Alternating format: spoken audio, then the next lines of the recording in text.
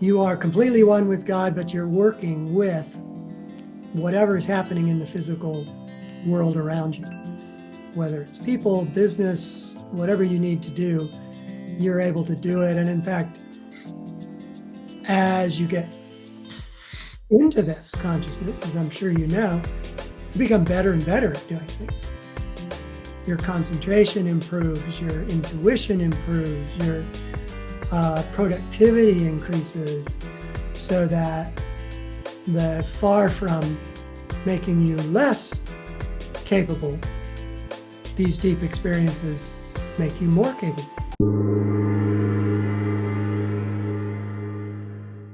Welcome to the Consciousness of the Way. I'm your humble servant and Sifu Taoist Master Sun Qing.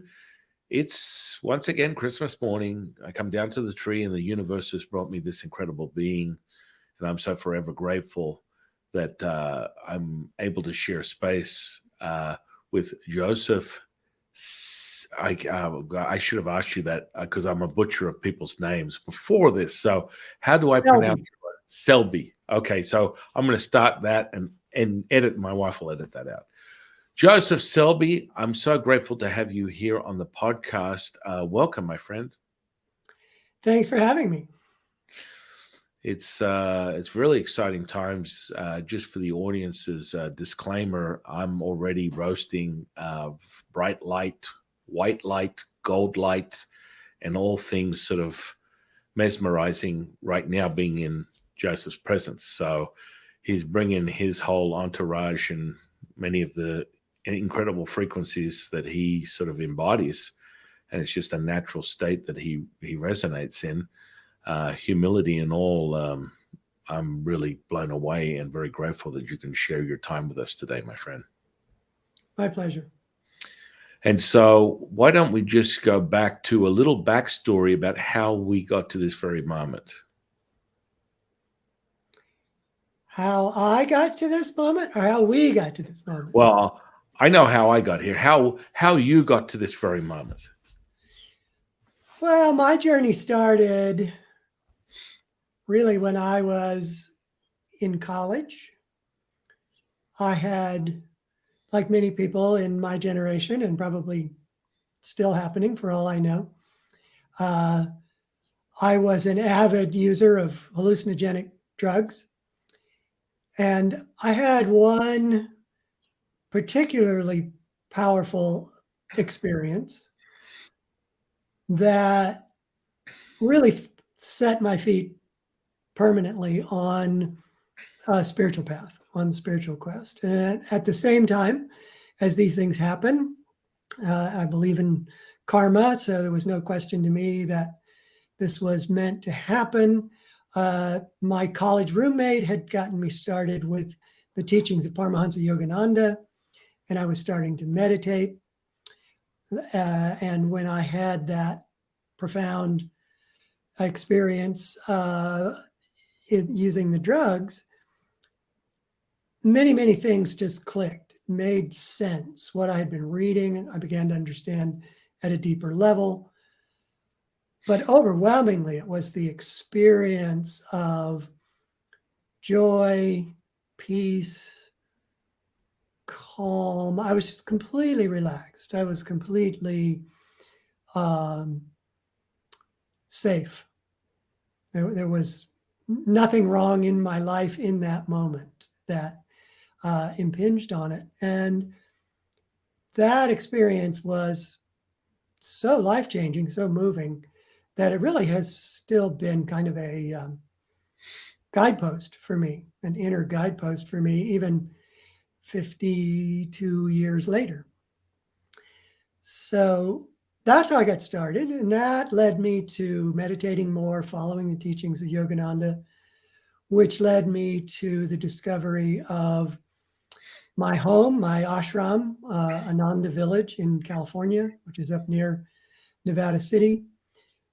And Ananda is a intentional community. It's not a commune. It's not truly an ashram, although it has the inner purpose of an ashram, but the outer trappings of a community.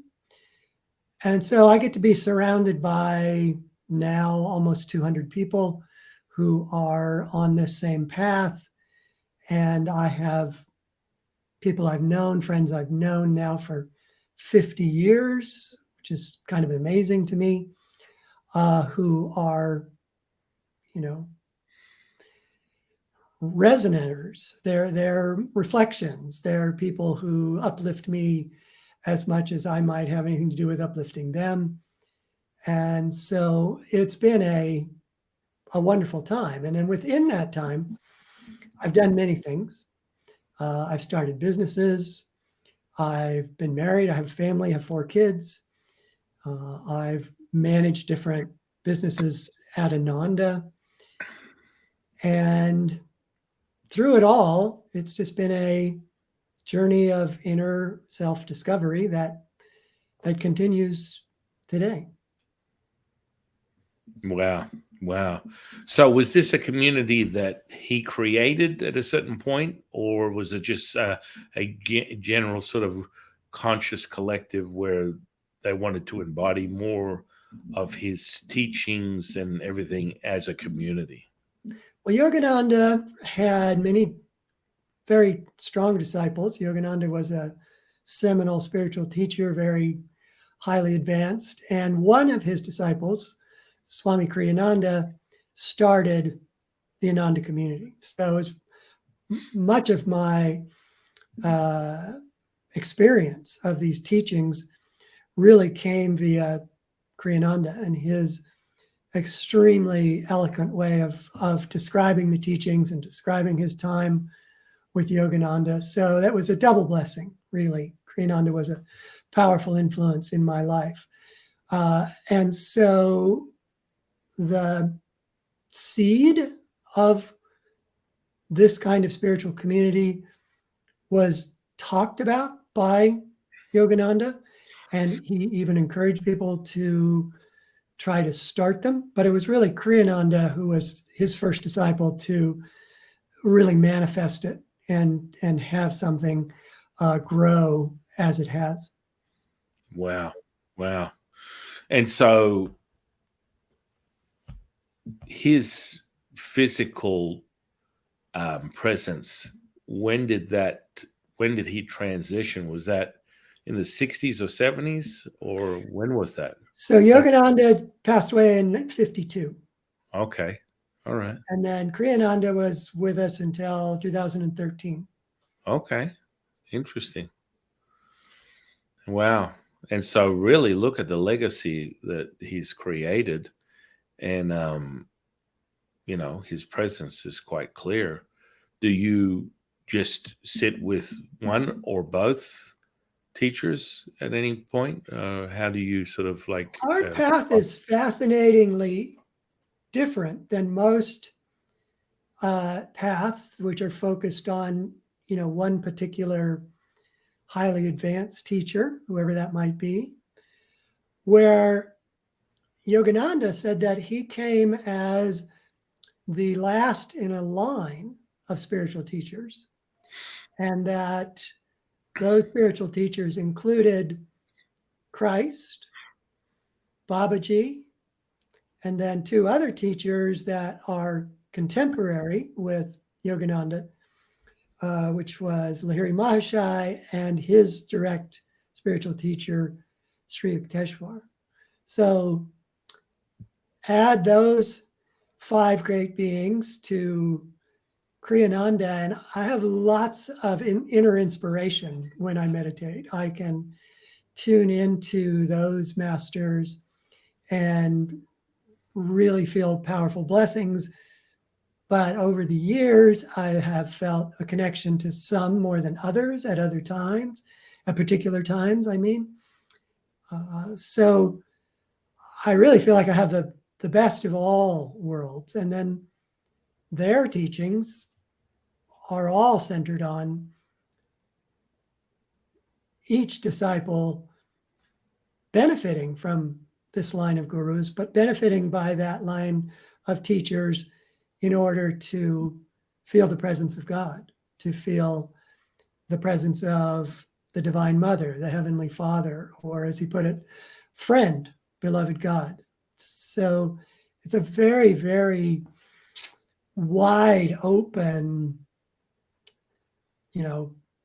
funnel of divine power coming at you through all of those different channels. Wow. And would you say there's a specific practices? Do you do any sort of like method of internal alchemy or things like related to a Kundalini process or anything like that? Definitely. We have a series of techniques that we learn, and we typically start with a meditation technique called Hung Saw, which is Sanskrit for I am he or I am spirit. And it's a concentration technique where you just watch the breath coming in, going out. And as you get deeper, you bring the focus of your concentration to the point between the eyebrows. And as you watch the breath, you mentally say hung. And as you exhale, you say saw mentally, and you kind of draw it out to the length of the inhalation and exhalation. Then we learn a second technique called the Om technique, which involves the use of we just call it Om board. It's kind of a board like this, and then a pole coming down from the center of that pole. So you put your elbows up on it and you put your hands on your head, close your ears, and you listen to Om. You listen to the inner power, the dynamic energy that manifests the entire universe. You can listen to it and become immersed in it. But the most powerful technique that he brought, and he even said that his mission in coming to the West, Yogananda's mission in coming to the West, was to bring Kriya Yoga. And Kriya Yoga is a pranayama technique. So it involves a steady, strong breathing process, which we're only allowed to teach to people who are ready to take the initiation and do it. So I can't really describe it to you in any detail in this context, but it is a pranayama technique, and what it does more than any other technique that I use for me is that it brings me into a breathless or near breathless state, so that I don't feel the body so much. I just feel energy everywhere radiating out from me, or being in the center of that energy, but with a tremendous focus, because I don't have the distraction of the body. I don't have the distraction of the breath, the bellows of the breath, or physical movement often. And many people that I know, doesn't happen to me very often, but many people that I know can practice Kriya to the extent where the heart stops as well. So you have this profound inner stillness. And that's the technique I use the most, because it has that deepest of effects. Wow. Now, that's sort of a Kundalini. Well, I'm referencing what I know from a handful of friends that I know that have personally activated their Kundalini. Not the Kundalini awakening that we hear from a lot of people. I'm talking about truly activating the Kundalini, where, just as you said, they can stop their heart, levitate, do many things that are sort of like seem superhuman, but it's a internal alchemy processes that takes place that goes beyond activating your energetic body. And just you speaking of that, it shows me that you have touched upon the very understanding of what I'm speaking of. Yeah, it's just different terminology, really, for the same experience. Yeah. As I like to put it, there is and can only be one reality. You know, I don't have a reality different than you. When you do your practices, when you experience uplifting experiences, you may describe them to someone using terminology that is meaningful to you, and you're probably using it to describe it to them because you suspect it will be meaningful to them. But if I have that same experience, which I believe absolutely must be the case, that there can't be two realities, I have to use the terms that I know to describe it to someone. But we're all talking about the same thing. Yeah. No, I agree.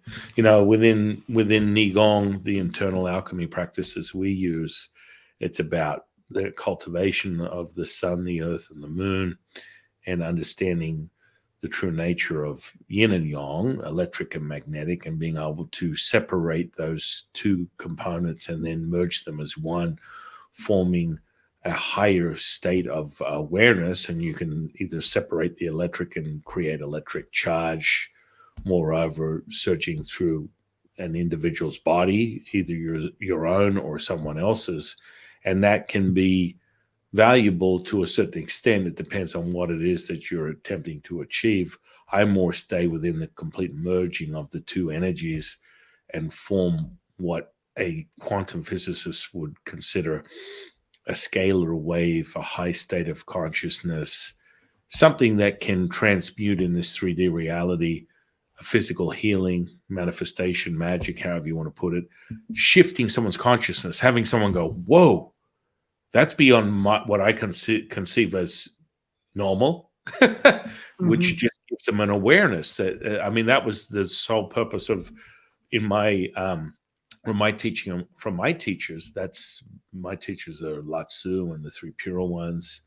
And sort of, they sort of direct, maybe 30 years ago, I channeled Lao-Tzu for the first time and has been my teacher and guide to this very second.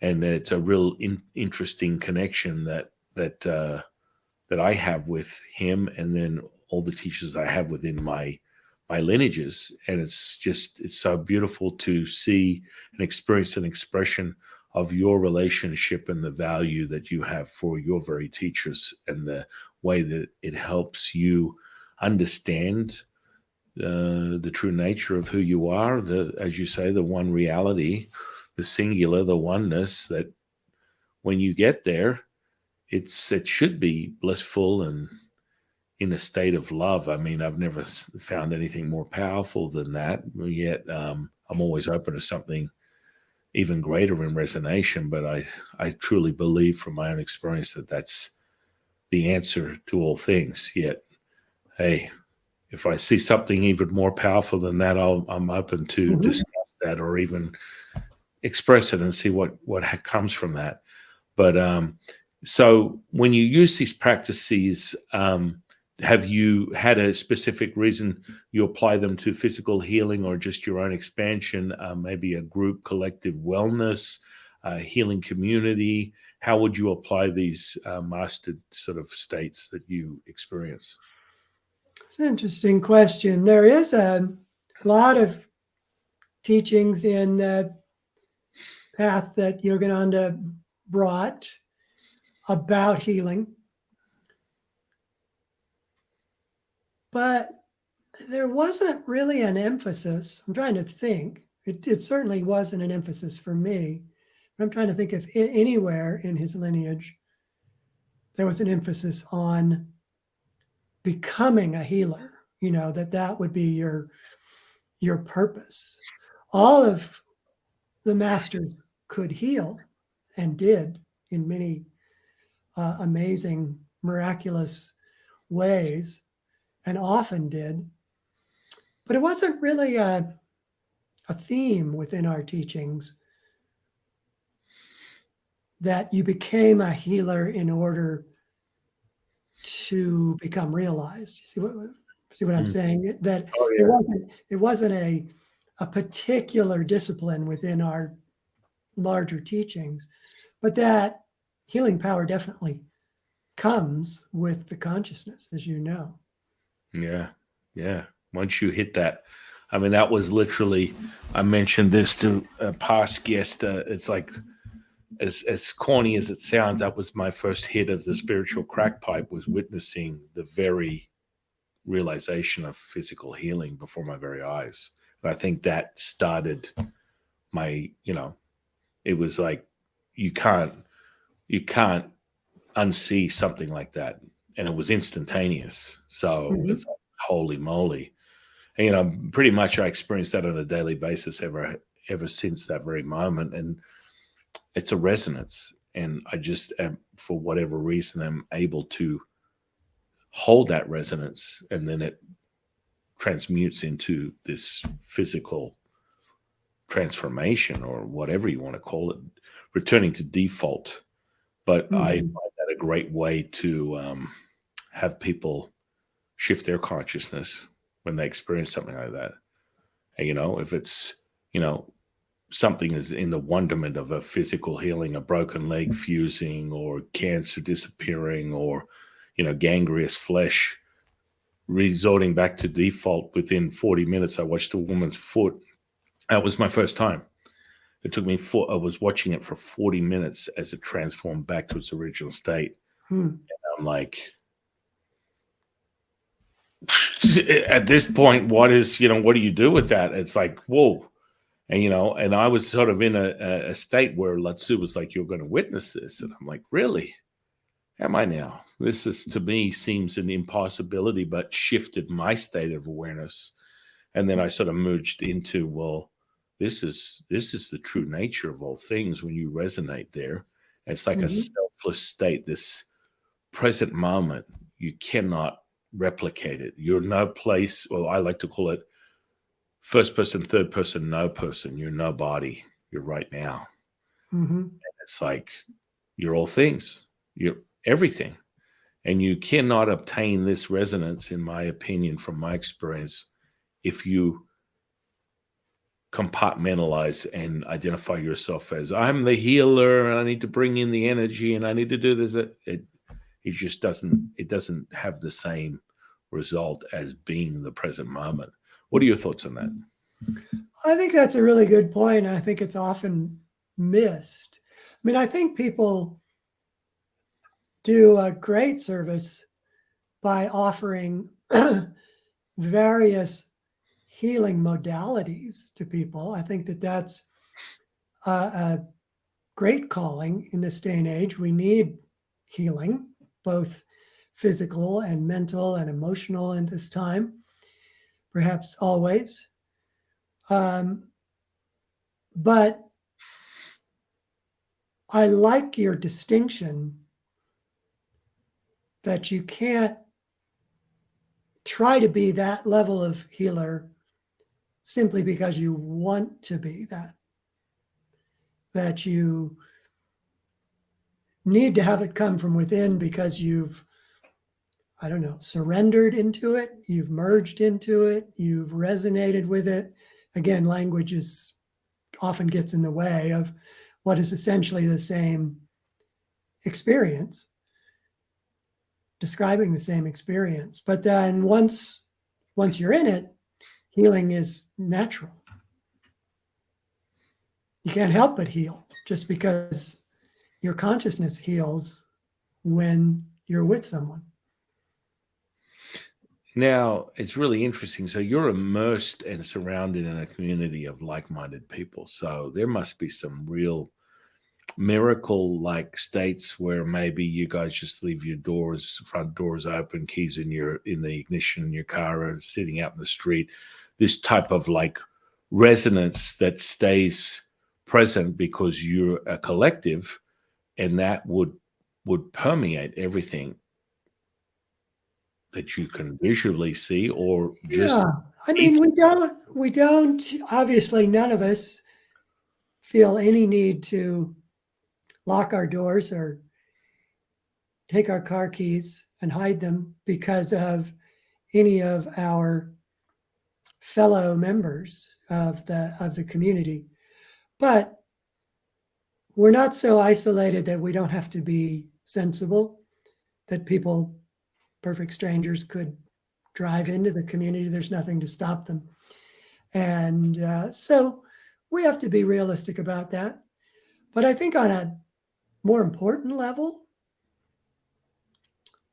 and you touched on this when we were talking earlier, we don't need to be in any way emotionally braced or protected against each other.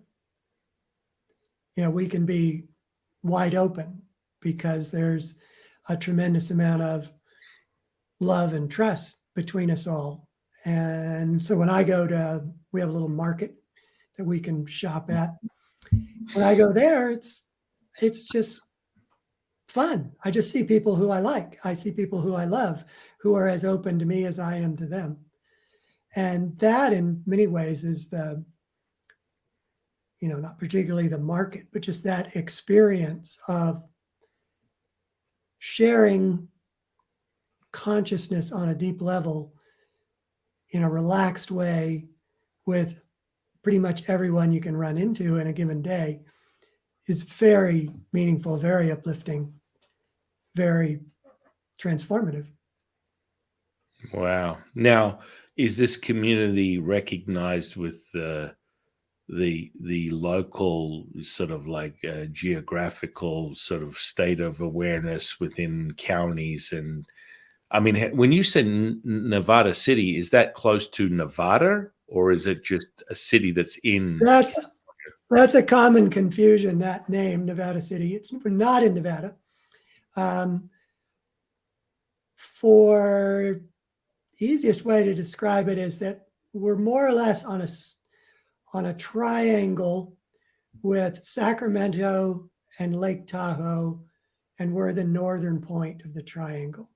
So we're up in the foothills of the Sierra Nevada, and Nevada City is the nearest, city of any size to us. So you're close to the Nevada border? No, we're still much closer to Sacramento than we are to Nevada. Okay. Now, did he choose, or you said the other teacher of yours, Kriyananda, chose that specific spot for a reason? Was there some message that was given from his higher consciousness, or who would actually? Here's an interesting point: who do they channel or learn from within their state? So you're absorbing this frequency. Is this Buddha, or is it another state of consciousness, Shiva, or maybe something completely different? I'm just using examples that I'm familiar with. Well, Yogananda, in his teachings, he was sent to the West deliberately by his teachers, Babaji being high among them, in order to unite Christianity and yoga.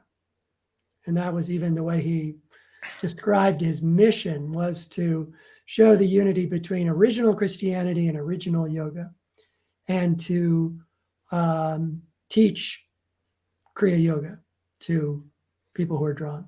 So a lot of his descriptions of the lineage he referred to as beings who had attained Christ consciousness.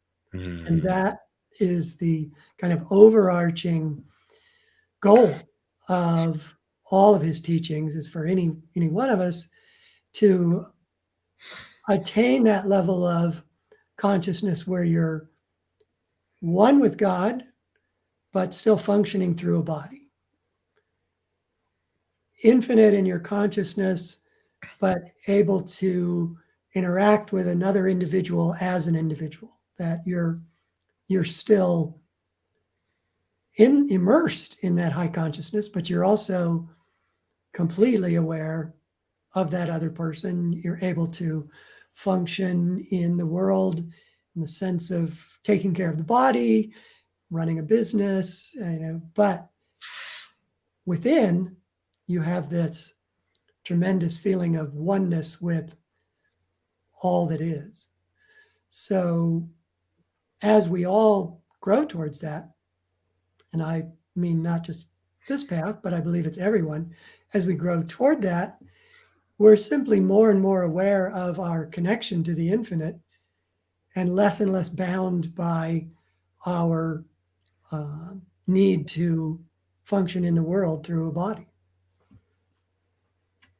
Yeah, no, it's a coincidence, but it seems like a very similar Taoist path where we're quite aware of the physicality, some of life experiences, personality per se, but you're able to shift to this conscious state of oneness and of course obtain levels of awareness that would transform it into many different things. But for example, a physical healing or manifestation, forms of Taoist magic, alchemy is a much more refined manifestation, quite frankly. And so that all stems back to the same thing. The entropy level has to be very low for you to obtain this, which would mean be in lack of distortion.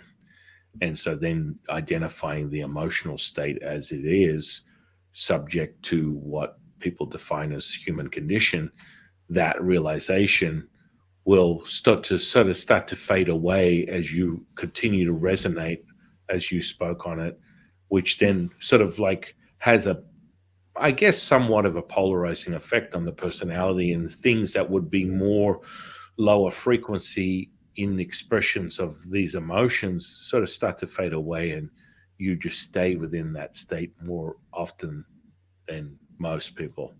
Does that make sense? Yeah. And to varying degrees of depth, that you can be so immersed in it that you're oblivious to all else.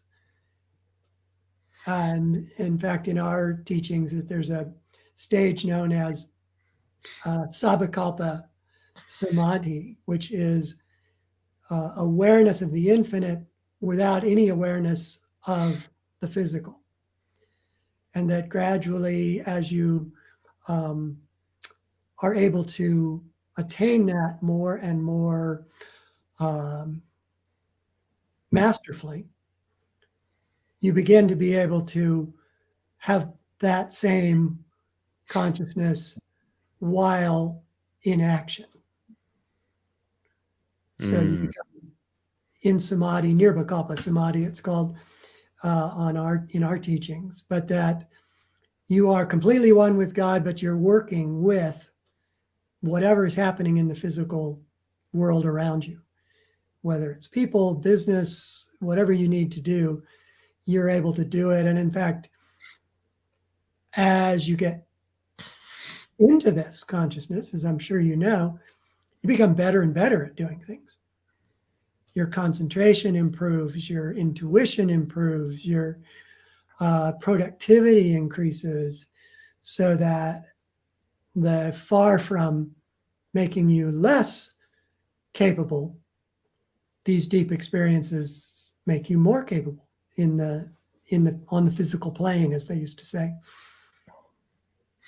Yeah, no, without question. And sort of like, would you be drawn your attention to part of this mastery, a more what I define as sensory perception, maybe senses beyond what you consider the five senses or six senses, or clair sense, and any, would you refine that? Would that be called an intuition, or things that are more insightful? Do you see things from a higher consciousness within your mind, in your third eye, or with your eyes open? How does that sort of translate in your own admission? Well, my own experience of intuition is just simply focusing on something I need to do and suddenly knowing how to do it. That there's no particular step-by-step rational process that led to that conclusion. I just saw a way to do it. Or as a writer, I have to think about the best way to communicate subtle concepts. And so when I'm working on a book, I will often in meditation just have one of those moments, where, oh, that's how to do it. That's how to say it. That's how to explain it. I still have to then take that intuition and turn it into wordcraft. And that can be somewhat laborious. It's kind of like moving words around, that until you get them in the right order and the right words, it doesn't express the intuition.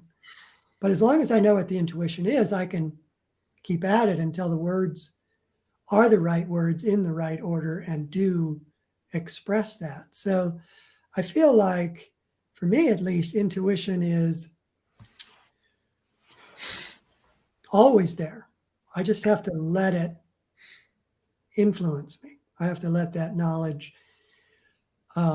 percolate up into my brain or into my feelings to direct my thoughts. Even visualizations of how to build things, physical things, I'll get an intuition. Not that it's some magical way of building something that no one else has ever done, but I find it to be a very productive combination of what I know how to do, tools I have to do it, and the materials that I can obtain to do it. That my intuition doesn't, give me the Taj Mahal to build. It doesn't give me something beyond what is realistic to my need and my time and my ability, but it does it in a way that is much better than if I were to sit down with a piece of paper and just start trying to sketch it. I see it typically completely three-dimensionally in my mind with how everything is going to go together to make whatever it is. Maybe it's a table, maybe it's a fence. It could be anything. And I just find allowing intuition to come in and listening to intuition can take me anywhere and anything. Yeah.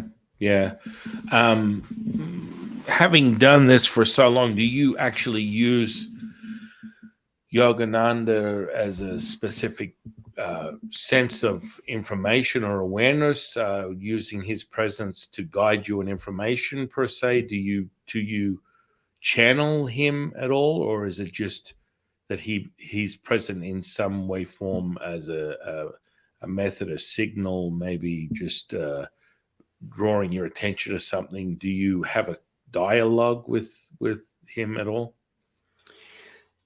Not specifically, not as you're describing it, but I would say that in essence I do, because I'm so committed to being attuned to him. And when I meditate, I will feel his presence, and I will often pray for answers to particular questions, or I will just kind of offer up a thought, say, how should I use this? How should I write this? How should I do it? But I never feel like I've channeled him so much as I just know. And I've learned over the many decades that there are many things that I probably thought were my ideas, but now I have a better understanding that they probably weren't, that I had already been getting the blessing, the benefit of that attunement. And anyone would get it, whether with Yogananda or with whatever path they're on, whatever teacher they attune themselves to, whatever they think their highest goal is. If you attune yourself to it, I think you're going to get intuitive help. You're going to get guidance, because most of what we think we know is intuitive. It comes from inner knowledge, not outer knowledge. It comes from inner knowing, not from study. Yeah. I mean, I don't know. My relationship with Lao Tzu is kind of a dialogue, and his presence is very palpable, and I'm able to communicate with him on an audible level that I can hear him and see him visually. And it's just, as a dear friend of the channel, Tom Campbell, he's an out of body experience guy who spent about 50 or 60 years working with the Bob Monroe Institute for Astral Projection. Anyway, whether you know him or not, he was sort of like at one point a NASA physicist in his lifetime. He's now retired, of course. And, he spent most of his time, his life was about intuition, as he would say, right brain. And he had to learn this intellect, this left brain perception. And he has this theory, what he calls my big toe, the theory of everything. And he calls it the large consciousness system, which is what you and I would refer to as this Christ consciousness, Tao, Buddha, oneness, God. It's sort of like that. And he refers to it, the consciousness system will give you exactly what you need, or however you perceive it. So I very much value the way that you receive your information, and can absolutely appreciate that, there's no right or wrong way up the mountain. Everyone has their own viewpoint. It's like, so I see it this way. It seems to work for me to be able to receive that information. For example, I just translated the latest 2024 offering from Lao Tzu, as he gave me all the words for the Tao Te Ching 2024 translation. And, my Mandarin teacher is crying, translating it into simplified Chinese, which would be Mandarin, and also, Pinyin. So she's crying because it's bringing her back to her childhood, where there was a brief moment within Chinese, culture. As you go through the education system, they briefly touch on Tao Te Ching as a child. You'll get to read the verses or the very scripture. Mm-hmm. And like, she was just absolutely in tears translating this for me, that I got directly from Lao Tzu. And it really is powerful. It's like palpable. And so I appreciate it when you sit there and you've just, for your own admission, starting to realize none of these thoughts are mine. I know none of the thoughts. I don't have any.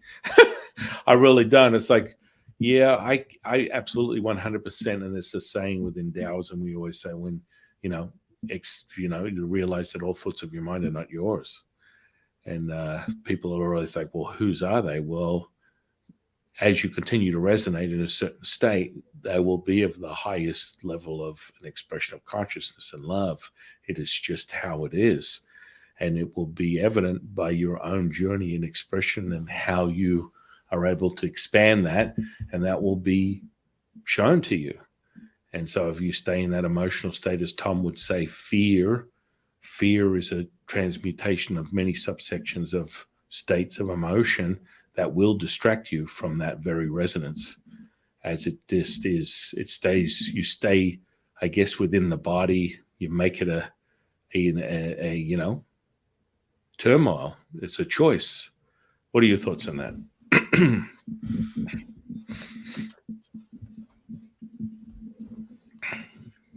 I think the biggest challenge for people coming onto any path, and the biggest opportunity coming onto any path, is having experiences that convince you to your core that you're not a physical body. But that up until you're convinced that you're not a physical body, fear is a very typical experience because the physical body, is vulnerable. And what you can experience through the physical body, such as other people and whether they love you or don't love you, is also vulnerable. So as long as there's a part of us, and doesn't have to be conscious, it can be deeply subconscious, but as long as we are feeling that some degree of safety and happiness can only come to us through the body, we're going to have the concomitant fear that goes with that.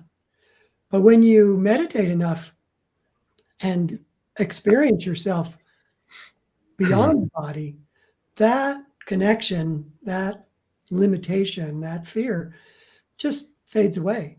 You don't even have to fix them. They just fade away. You no longer fear what you once did. Yeah, I always ask people this question. When you believe you are not of this body, what can harm you? Nothing. But that's a huge realization for most people. When I shared that with my mother for the first time, she said, "I don't want to die." No, that's not what we're talking about. Right. But it's part of what we're talking about. Mm. That it's all connected. They're one of the line of teachers, my line of teachers, Babaji, said that even a little use of these teachings will free one from dire fears of death and colossal sufferings.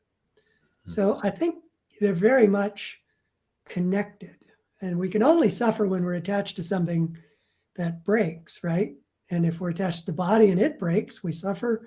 If we're attached to someone else and they break, we suffer. That it's thinking that we can only be happy through some manifestation of the physical that is going to leave us in this fearful state. But that when you overcome it, you not only overcome the little fears, you also overcome the big fear of death.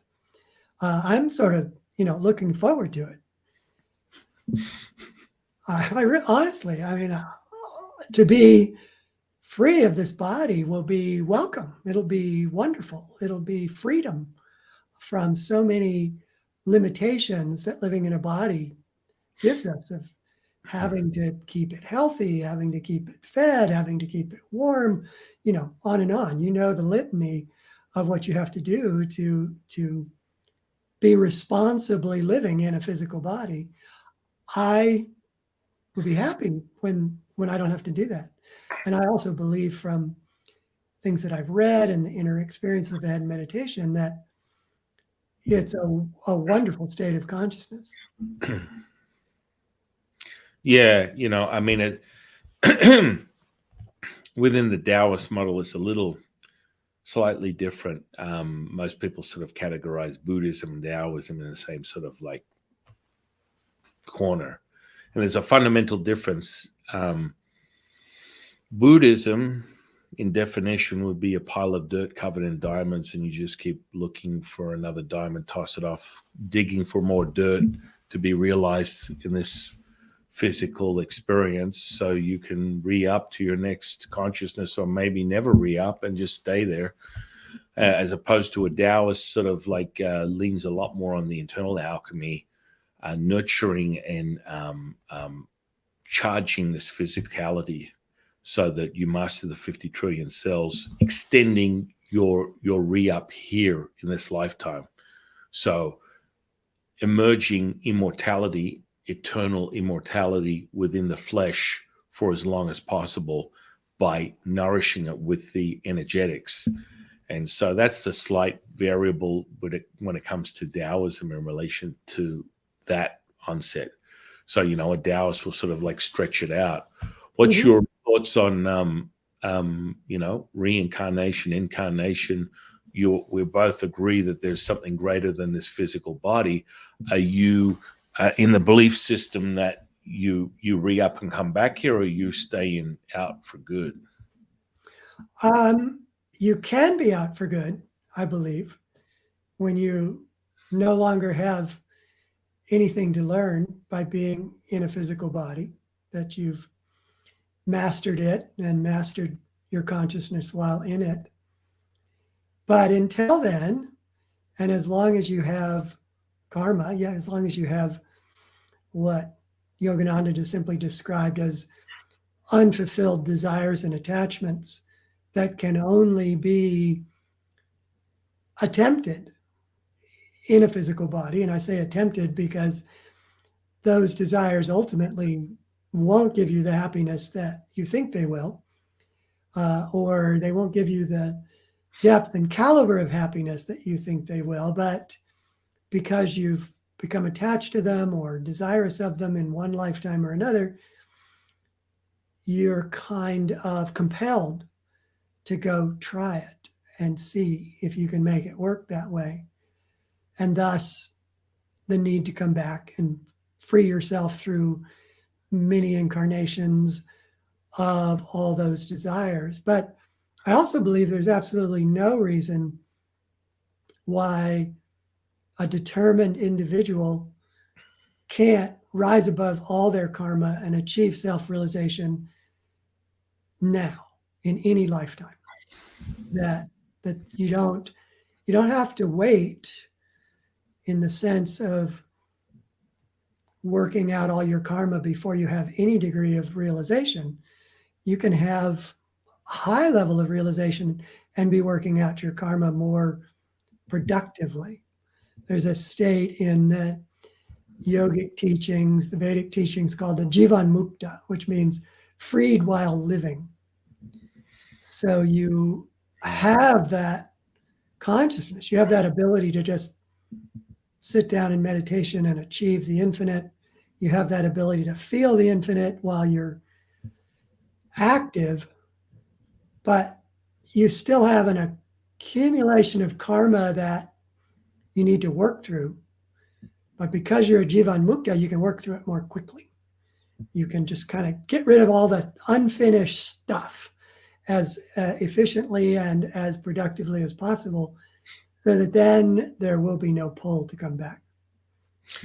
I love the way you said that, unrealized desires or attachments, you said, that would be within what you perceive as the framework of karma. It's quite interesting because Taoists look at karma as a different tool. It's more subject to a duality. And so a non-duality would not have the trimmings of a duality, and karma in of itself from most models is fear-based, which we're not sort of subject or subscribe to fear as a catalyst that needs to have us realize our oneness. So karma is normally used within a energetic manifestation mode within magic that works in the framework of the individuals that are participating in it, or as opposed to a larger scope of infrastructure where the individual that is believing or is immersed in a duality is subject to the framework of karma by the energetic structure of whatever that magic is. So literally, it comes in the form of, if you believe you walk under a ladder and you're going to have bad luck, well, you're going to have bad luck. If you believe you walk under a ladder and you're going to have good luck, you have good luck.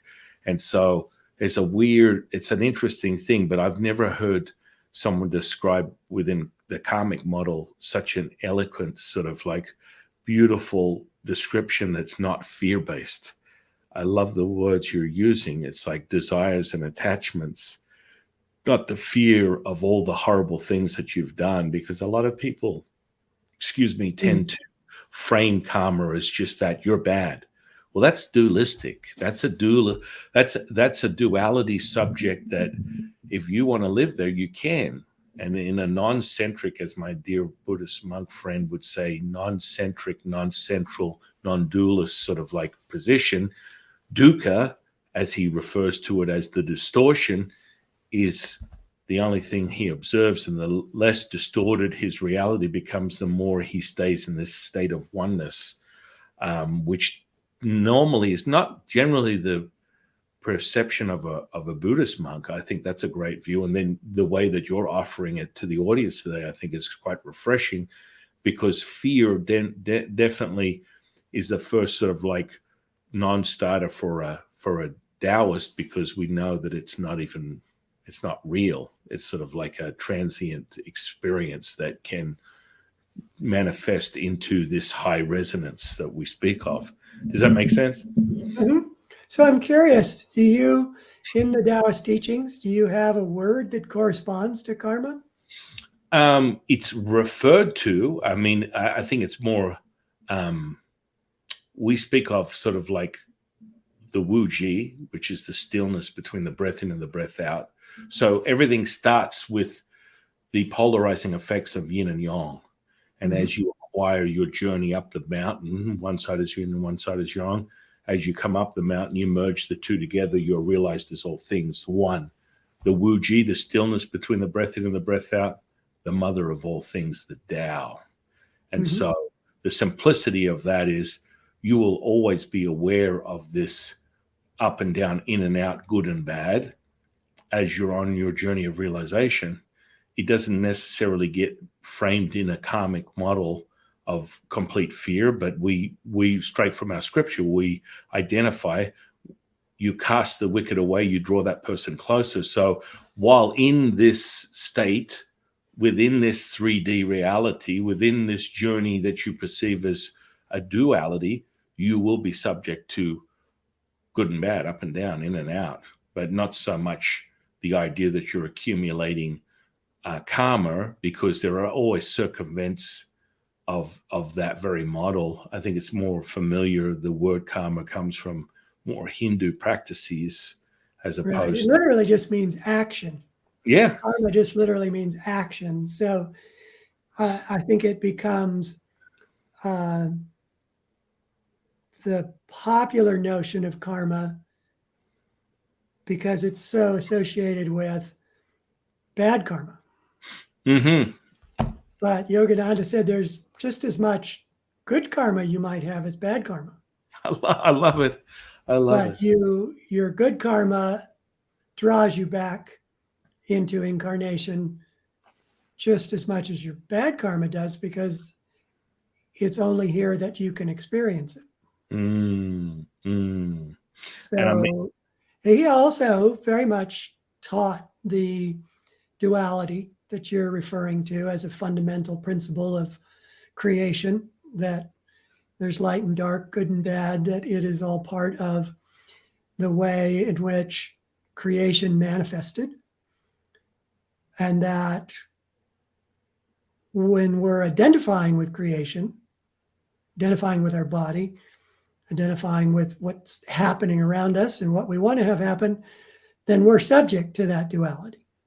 But when we stop identifying with it, then that duality no longer has any ability to make us unhappy. It no longer can steal our joy. But at the same time, as long as we're in a body and in this world, we are subject to physical laws. Yogananda said, this all may be a dream, which is one of the conceptions of Vedanta. But when you hit your dream head against a dream wall, it hurts. That as long as we're in it, we're subject to its laws. And yet we can transcend its power over us. We can transcend its power to make us feel fear, make us feel bad, make us feel unhappy, even while still immersed in it. Yeah. Yeah. I mean, that's really fundamentals of Taoist teaching, is coming to that realization that all is one is all. And there's sort of like a step of that within this 3D reality, the duality that we speak of. And as you continue to become more aware, leaning back on the teachings of the Tao Te Ching, each verse is an incantation presenting itself as a life living scripture that transmutes on your daily journey up that mountain. And the more and more you become more realized, I know of people, including myself on a daily basis, it's never the same, but most people will refer to it being the perfect thing I needed to hear, right now. And I've read it a million times, and it has a different meaning every time I immerse myself into it. It's when you can understand that the scripture, the teachings of the Tao Te Ching is all the same. Every verse is saying the same thing, yet through your journey of duality, it will seem that some are easy to digest and some are impossible to perceive or digest. It's when you realize that every verse is exactly the same and it says exactly the same thing, do you become more realized to the understanding of that oneness. Does that make sense? Mm-hmm. Yeah. So what's the end for you, The end Taoism? for Taoism, I don't believe there really is one. I believe that the more obtaining of the immortal, eternal self-realization gives tune to, creating, being truly in service. We have things that are realized, and when you are truly in service of others, accept and allow all things as one, unconditional love and acceptance is the true essence and the main line of messaging within Taoism. I always get people to start with that as a wet the whistle 72-hour challenge: accept and allow all things in your reality. And people, it's some people embrace it, and I mean, you could even fall into the idea that this was something that has been messaged within hermetic principles as like attracts like, or a quantum physics perspective of everything's entangled. But once you start to embody that, we go back to what you and I have been complimenting each other through this whole conversation about this resonance that takes place. And I know that I am immortal and I live forever. The journey is this realization in this lifetime. I can consciously count at least the last 200 or 300 lives individually in great detail and write them down that help me understand the very state that I resonate in right now. And I haven't been. My belief system is sort of subject only to what is the direct messaging from the teachings from my teachers, and there doesn't seem to be any end as if I need to suffer anything. I'm not suffering within this physical flesh, but I'm embracing the realization of the immortal that I truly am in nature and expressing it through this by raising other people's consciousness and helping them realize the selflessness that we all can exist in that state. And the higher you resonate there, you create heaven on earth, as we speak of. Mm-hmm. And so when we come back to the scripture, every word is a trap, every action is business. With that understanding, whoever lives by that will never realize heaven on earth. And so these types of things, sort of the messaging becomes more and more clear as you continue this expansion. So I've never really looked at it like there is an end. I've never been given a message there is an end to this simulation, as a quantum physicist may call it. For me, it's just a realized dream that is, I'm living vividly on a second by second basis. And the more I resonate with this high state, the more I realize people find comfort, they find themselves being whole, and they realize the selflessness within them, and they can then look at things with this blissful love state that we speak of, that is a huge expression as the mother of all things, the Tao.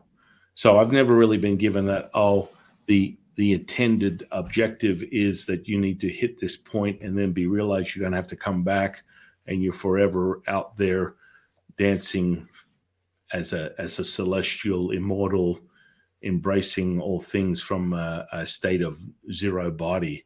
It's an interesting thing because Taoists very much embrace their body.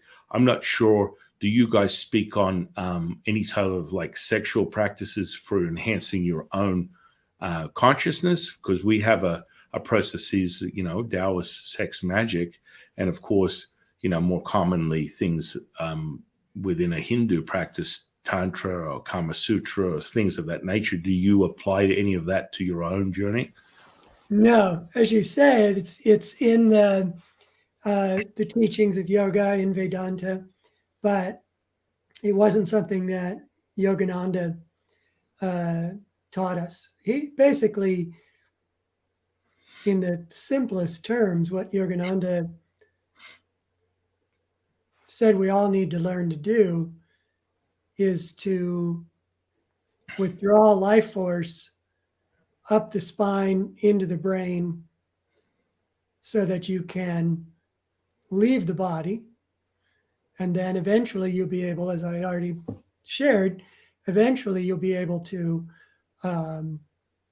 be in the body and still be in that state. But to begin with, what he was always urging everyone to do is to get to that point where you've mastered your inner energies, your inner life force to the point where you can transcend awareness of the physical body. And that's not the end. It's interesting. I didn't think of this when I asked you what the end was in Taoism, but I remembered as you were speaking that Yogananda said, we all go on until we achieve endlessness. So whether that's here, somewhere else, it didn't really matter from the way he described it, that it's a state of being. Like eternity. I love the word eternity. It's not a really long time. Eternity is timelessness. It's forever now. That's what eternity is. And you can only achieve that when you're also completely one with the infinite. They all go together. It seems to me like we have a very similar messaging, but in a different way to look at the experience. There's some similarities there that I find really refreshing. It's always like the most powerful realization that I have when I share space with incredible beings like yourself is listening to your teachings, listening to the way that you perceive and embody what it is that is the expression of you. And there's definitely a common thread that I'm starting to notice here. But I always remind people to be very aware that everything has its own signature. Everything is an energy, everything has a vibration, everything has a frequency, everything has its resonant point of realization, and that one is not less or greater than the other. What are your thoughts on that? I'm not entirely sure where you were going with that, but because I was listening to you talk and I was thinking, well, what does he mean by thing, everything? What do you mean by everything has a resonance? Well, everything. That means that even though you're out of your body and you will never assume a physicality perspective, there's a register of this experience that has a energy, a vibration, a frequency, And for you to obtain whatever it is you're experiencing, you must resonate there. You must be able to, or it will not be realized. It's nothing more than a transient sort of thing that most people sort of tap into when they're starting on this journey, and they get immersed in going outside. By going inside, they come to this realization that everything is here. And within Taoism, we have a very clear message of that, where let the man who's never left his village, let him know he's seen the world. That is sort of like the real essence of that. So when I say everything, that would, I guess, include that oneness as a thing, I guess, or a state, or just this present moment would be more appropriate, I think. Mm-hmm. Okay. So I would agree completely. Yeah. Yeah. It's, you use the term resonance. I would typically use the term presence. I would give it a little bit more of a living consciousness, but maybe you also mean that in what you say. Mm-hmm. But yes, I mean, ultimately, it gives us the deepest happiness, the deepest satisfaction. It allows, as you mentioned earlier, one to become completely serviceful, that you have no other need or purpose but to serve small things and large, because you already have everything you could possibly have. And sharing that just doubles, triples, quadruples what you have, in a sense, makes it richer and better. Yeah. Oh, 1000%. I mean, ultimately, if I didn't have a wife and 6 kids, I would probably just, all I need is the Tao Te Ching, and I'm good. I'm complete, I'm whole. I'm more than content with this present moment as being the ultimate. And that's the magic, in my opinion, of this experience as a human being, coming to that realization, realizing there's something so much more than just that.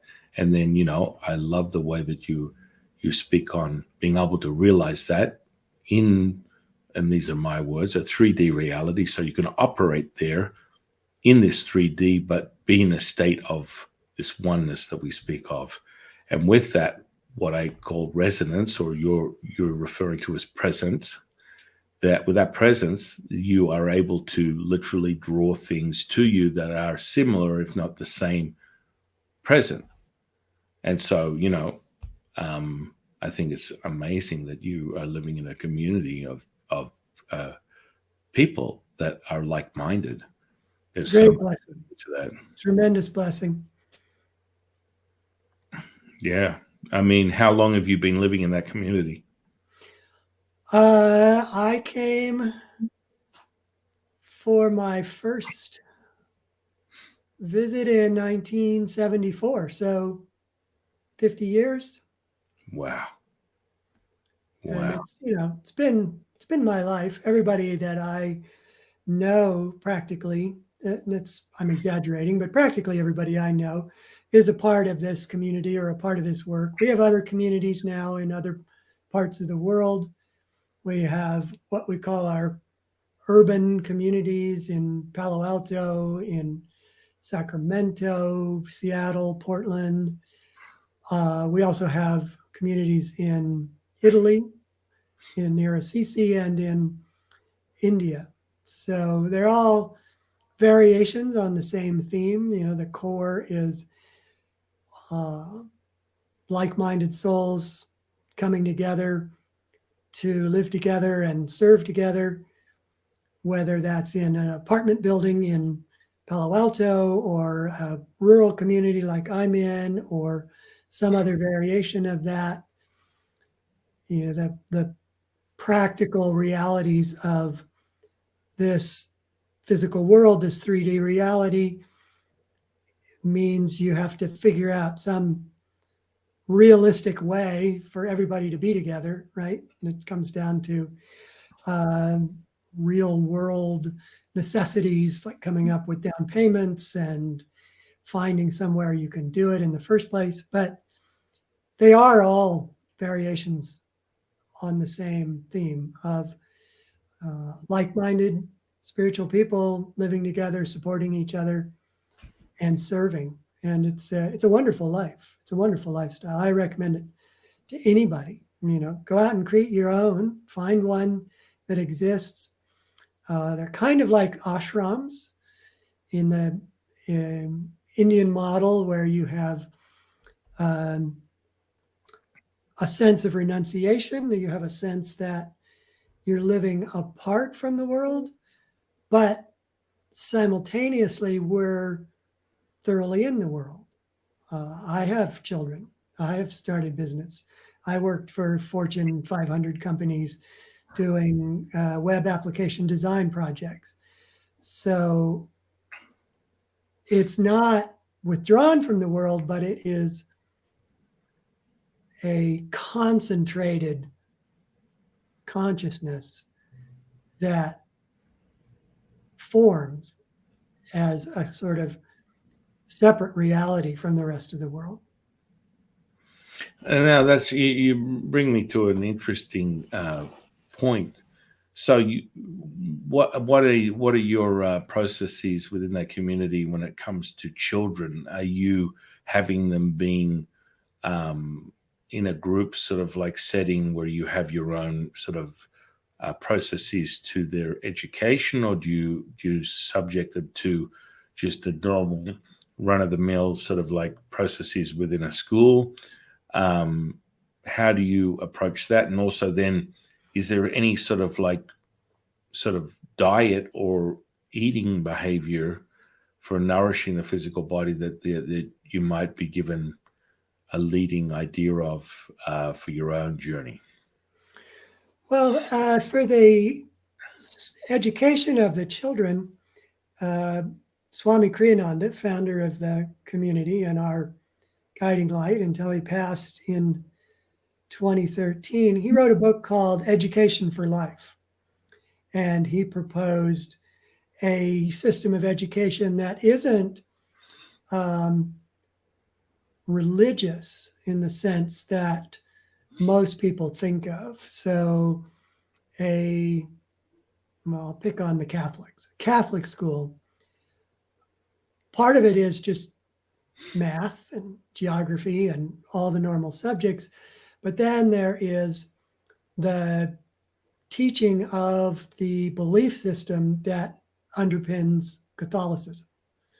So they're together, they're a nice environment, they're positive. But what Kriyananda felt was missing from that was teaching children to understand their own impulses and desires, and to gain tools to behave well in the world in such a way that they would create harmony around themselves, that they would achieve happiness from within rather than relying on from without. So you could, I suppose, describe that as, well, that's just religious in another form. But the difference is that it's experiential. So the kind of teachings that might be given in a Catholic school setting are more, these are the truths that we think you should believe, where in the education for life approach, children are given the tools to have experiences so they can prove it to themselves. So that it has a meaning to them, that has a benefit to them, rather than some imposition of some teaching that they may never be interested in on their life. So education for life really is about empowering children to be centered in and in greater control of their own personal experience of life.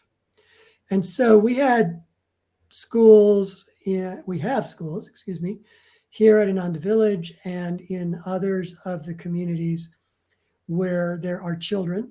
And we've had as many as 50 children here at one time. Now we don't have as many. But we always also had children from outside the community whose parents were drawn to this approach to education that was, very different from public education. So we have that in, 3 continents now. Health-wise, diet-wise, about the only shared thing that all of us have, and even that is not entirely true, but is the injunction to have a vegetarian diet. Otherwise, they're just guidelines. Yogananda did have some directions that he suggested, which are pretty common sense, fresh foods, fruit, vegetables predominating, not a lot of grains. But he also said, and his teachers echoed, everybody is different. Everybody's body is going to respond to diets in different ways. And for some people, he said, you might need to eat fish if you can't get enough protein from other things. So he was very broad in his approach to diet. And he even said after, he taught in America in the 30s and 40s, when things like vegetarianism and other forms of diet were very unusual. And people would get, they would get critically specific about, well, what do you mean? So what defines a vegetable? What defines a grain? I wanted to know all these things. And he finally sort of gave up in a mirthful sort of way and said, I'm just going to call it proper etarianism. That it's basically common sense, and that each person needs to find their own approach to it, including eating meat, if that's what worked best for them. Now, when you say vegetarian, it's not vegan. So does that mean you eat eggs or things of that nature? I personally eat eggs and dairy products, but there are many people I know who embrace these teachings who are more serious vegans or raw foodists or, any number of variations. And we don't really, care that much. And it's not something that we teach in really strict guidelines. We just suggest to people, you might be more healthy if you follow these basic guidelines. And that's about it. Wow.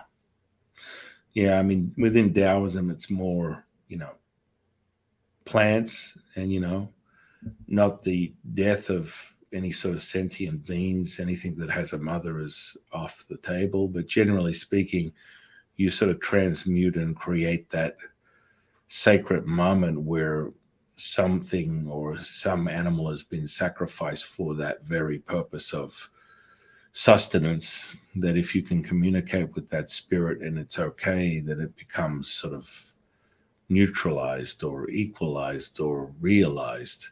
Mm-hmm. But generally speaking, it would be more of a plant-based sort of food. And, ultimately the realization for complete resonance and keeping that vibration would be when you truly transmute energy as pure source, one physical meal every second day. is where you get to Mm. high levels of consciousness. And when you do that, quite frankly, it's really weird. You get more energy, Mm-hmm. and your body becomes even more efficient. And most people don't even realize, they're like, you're starving yourself. No, actually, I'm sharper, more clearer, more vital, more energized than I ever have been when, you go on that path. And that can be subject to how you consume your life. Yeah. So, Yogananda said that if you eat often, you'll shorten your life. mm, mm, And he recommended, half a day fast, full day fast, week-long fast once a year. So he was, while broad in terms of what you might eat, he was very clear about being disciplined and abstemious, that too much food does blunt the life force and the intellect and clarity of mind. yeah. Yeah. I mean, I imagine you have a similar experience to me, that when you are resonating at that state, it's like, whew, it's like super fired up. You don't need any stimulants of any kind. Coffee doesn't, tea or anything is unnecessary. You got so much juice. Of Mm-hmm. course, sometimes we fall into the personality and drop back. I mean, my worst case scenario is, having an eating window of 4 hours in a day. That's if I'm getting a little sloppy. But generally speaking, Uh-huh. it's one meal a day of the most dense sustenance that would be most appropriate for me. And then when I really get tuned up, it's like one every other day, and you just like, you feel like you're superhuman. Mm-hmm. And that's where the people make the mistake of believing that this whole psyop of eating 5 meals a day and snacks and this and that, you got to do this and that. Sorry.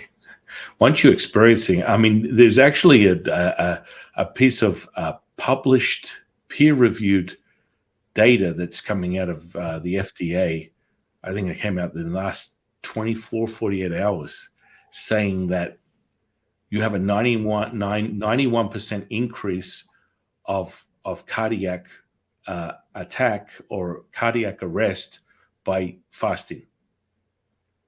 I mean, just this absurdity. Yeah, yeah. Oh, I mean, what's happening is people are waking up to realizing that everything they need is within them, not just spiritually, but on a biological level, and they can literally cure themselves by abstaining from feeding their face with McDonald's and other things of that nature, or just limiting what they're consuming. And Yeah. just the power of being able to reset your body and staying in this state of what most fasting gurus would call autophagy, where your body starts feeding on the very dysfunction of what's within the cell itself, or what dysfunction is going on with your mitochondria. It starts to reset itself. And the two major organs that it heals almost immediately is the heart and the liver. They're the Mm-hmm. first organs that it regenerates when you're in the state. So, this propaganda of putting out that you're going to have a hard 91% chance of an increase of cardiac arrest if you fast is absurd. And I'd love to see the data, but it's floating around there. And of course, people just take a piece of information and they start believing it instead of listening to this. Yeah. Yogananda was sort of a pioneer in terms of the yogic tradition, in that he developed a set of exercises that he called the energization exercises. Hmm. And there are 26 exercises you do. You do them all standing in one position. It takes you about 10 to 15 minutes, depending on how quickly you move through them. But all of them are variations on tensing some muscle or group of muscles for 2 or 3 seconds till it vibrates, and then relaxing it and moving on to another muscle or muscle group. And while you're doing this, he said you should be visualizing energy flowing into the body through this point, which in modern medicine is considered the medulla oblongata, which is right where the spine meets the skull, but in to the brain from there. And he said that's according to the Christian scriptures, that's the mouth of God. That the old saying or scriptural saying that man does not live on bread alone, but from every word that proceedeth from the mouth of God, that this is literally saying that the energy comes in from our subtle higher energy realm into the physical body through that point, the mouth of God. And that by doing the energization exercises, you can learn to draw it in anytime and in any way. That you learn to master the life force that is keeping your body alive, that is intelligently guiding the myriad life processes that are happening in every cell in the body. So it's not that you need food, it's that you need energy. And that ironically, too much food blocks the flow of life force rather than increases it. So he was very much in tune with what you're talking about and what you've experienced, that the life force has nothing to do with the physical body, but it animates the physical body. It operates the physical body. It heals the physical body. And the more freely flowing it is, the healthier you are. Oh, 1000%. Yeah, we call that Heaven's Gate or Jade Emperor's Palace. Yeah. So, I mean, we all have our own little entry points and what that really means. But when you get down to the secret source, it all comes back to the same place. And when you cultivate it, that's when you realize exactly what you're in possession of, this incredible gift that is the present moment. And that energizing of that polarizing and awakening of that oneness from the duality is everything, in my opinion. And so do you perform these energetic practices often yourself? Yes, I try to do them every day and am mostly successful. But even if I don't have time to do them all, I do some just to get that energy flowing, to feel that life force, kind of rippling through the body. And that just puts me into a different perspective. The body can feel heavy. The body can feel sore. The body can feel lethargic. And it's, in my experience, it's because I'm identifying with it too much as its physical manifestation. But if I do the energization exercises or meditate or other things, take a walk with my mind, thinking higher thoughts, then the body gets light, the energy happens, soreness goes away, all because I've shifted my perspective on what it actually is. So powerful, my friend. Wow. Well, I feel like we've covered so much today. A very informative deep dive into what is, driving your very expression and the mastery of the teachings of your teachers. And it's so palpable, so tangible, so powerful. I love exploring other people's belief systems and their expression of consciousness. And I Well, I think would say the same about you. oh, thank you so much.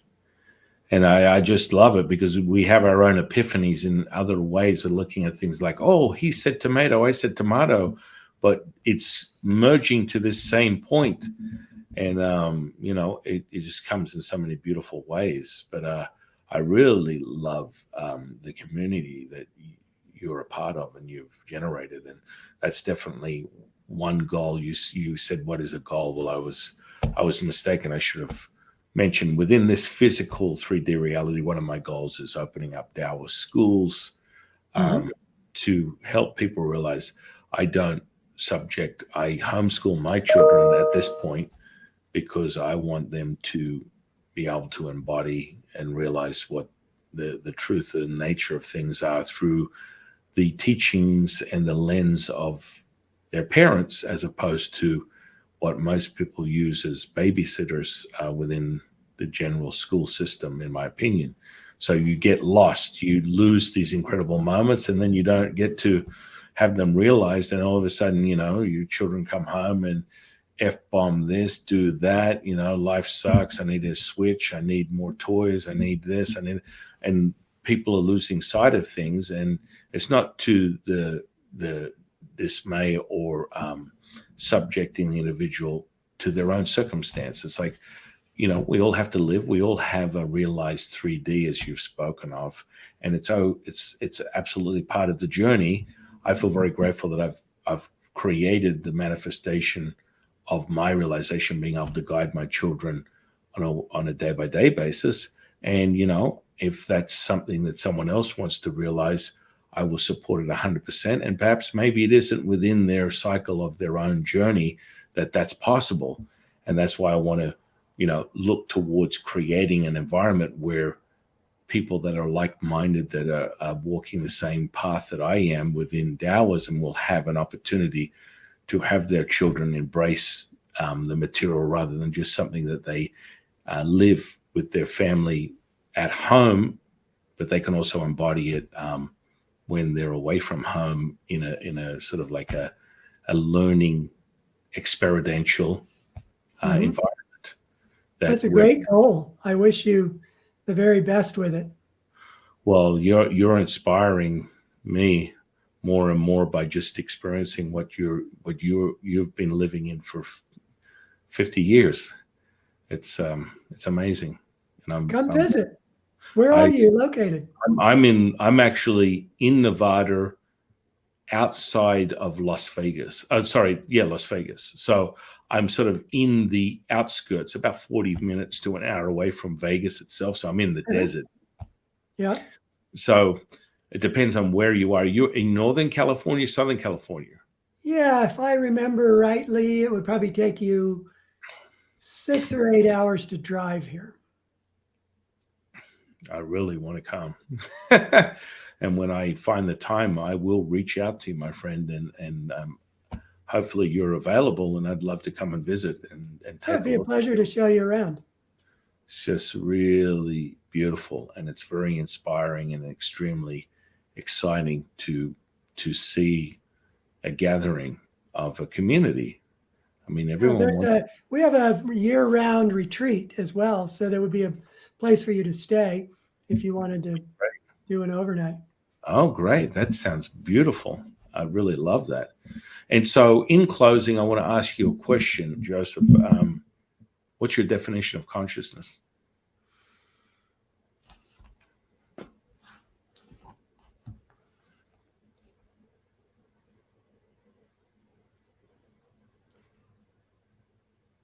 I'll have to default to Sat Chit Ananda, infinite being, infinite consciousness, infinite bliss. Mm, I love it. I love it. That says it all. I've never, in all the time I've been doing this podcast, I've never heard a definition that I don't resonate with. I mean, it's so powerful. That is so powerful. And I understand why you defaulted to his definition. It's It's everything. It's right now. Yeah.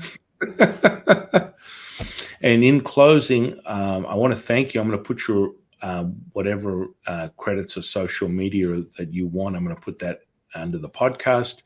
And I'm also going to ask you what you'd like to share with the audience today and what's going on in Joseph's world right now. Well, what's going on in Joseph's world right now is I'm finishing up another book, which is called The Physics of Miraculous Healing. It goes into some of the things that we talked about today as to how science actually supports miraculous healing rather than making it impossible, as many people think. And I've written another book, which was The Physics of God, and then another one that is the Break Through the Limits of the Brain. So they're all books on the theme of how science and spirituality intersect and support each other. You can find out more about them. They're available on any of the e-tailers like Amazon. You can go to my website, which is josephselbie.com, and there are articles there. There are more interviews there, and first chapters of all those books if you're interested, and more about me. Wow. And you did mention a retreat. Is that just for your community, or you offer it to outsiders once a year? It's open. We have people from all over the world come. It's called the Expanding Light Retreat. Wow. And it's open year round. It's a place where you can have anything from a seclusion experience to having that as a sort of jumping off point to explore Ananda Village as a community. Wow. Wow. Well, I want to thank you for sharing your time with me today. I want to thank the universe for bringing you into my life. And I want to thank the audience for sharing their time with us today. And in closing, I am your humble servant and Sifu, Taoist Master Sun Qing. And I'll see you on the next one, guys.